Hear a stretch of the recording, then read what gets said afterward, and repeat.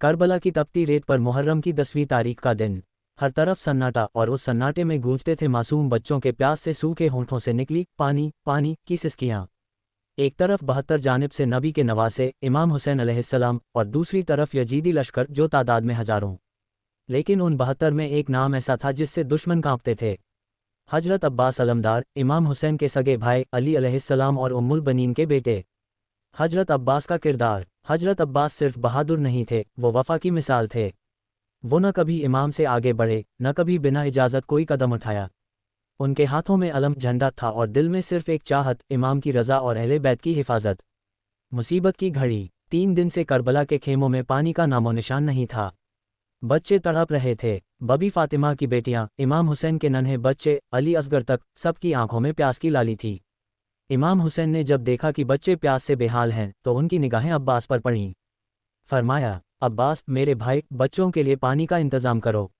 اجازت اور الوداع۔ حضرت عباس نے امام سے اجازت لی، لیکن ایک شرط رکھی، مولا جان مجھے جنگ کی اجازت نہ دیجیے، میں صرف پانی لاؤں گا بس۔ امام حسین نے علم ان کے ہاتھ میں دیا۔ قیامت کی گرمی تھی، لیکن عباس کا چہرہ نور سے چمک رہا تھا۔ خیمے کی طرف بڑے بچوں نے انہیں دیکھا اور معصوم زبانوں سے کہا، چاچا جان پانی۔ فرات کی طرف سفر۔ عباس اپنے گھوڑے پر سوار ہوئے، ہاتھ میں تلوار اور علم۔ یزیدی لشکر نے انہیں روکنے کی کوشش کی، لیکن کون روک سکتا تھا باب حیدر کرار کے بیٹے کو؟ ایک کے بعد ایک دشمن گرتے گئے۔ فرات کے کنارے پہنچے، پانی نظر آیا، پیاس سے ہونٹ سوکھ چکے تھے، لیکن جیسے ہی ہاتھ میں پانی لیا، اپنے آپ سے کہا، عباس پہلے مہلت کے بچے پیاسے ہیں، علی اصغر پیاسا ہے، زینب پیاسے بچوں کو دیکھ رہی ہیں، تو کیسے پہلے پانی پیے؟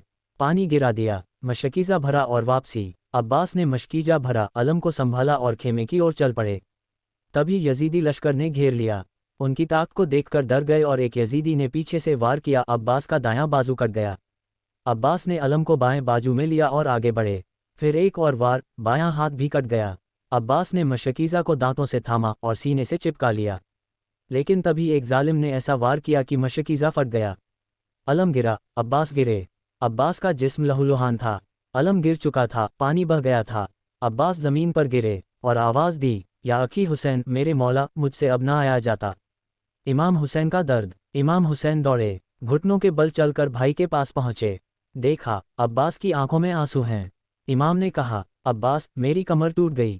عباس نے جواب دیا، مولا مجھے افسوس ہے کہ میں پانی نہیں لا سکا۔ امام حسین نے بھائی کو سینے سے لگایا، لیکن عباس کی روح وفا کی مثال بن کر اللہ کے حضور میں جا چکی تھی۔ ختمہ۔ امام حسین خیمے میں لوٹے پر عباس کا علم نہ تھا۔ بچوں نے پوچھا، چاچا جان کہاں ہیں؟ امام کی آنکھوں سے آنسو بہہ نکلے۔ زینب بی بی نے سر جھکا لیا۔ آج بھی جب کوئی وفا کی بات کرتا ہے تو ذکر آتا ہے عباس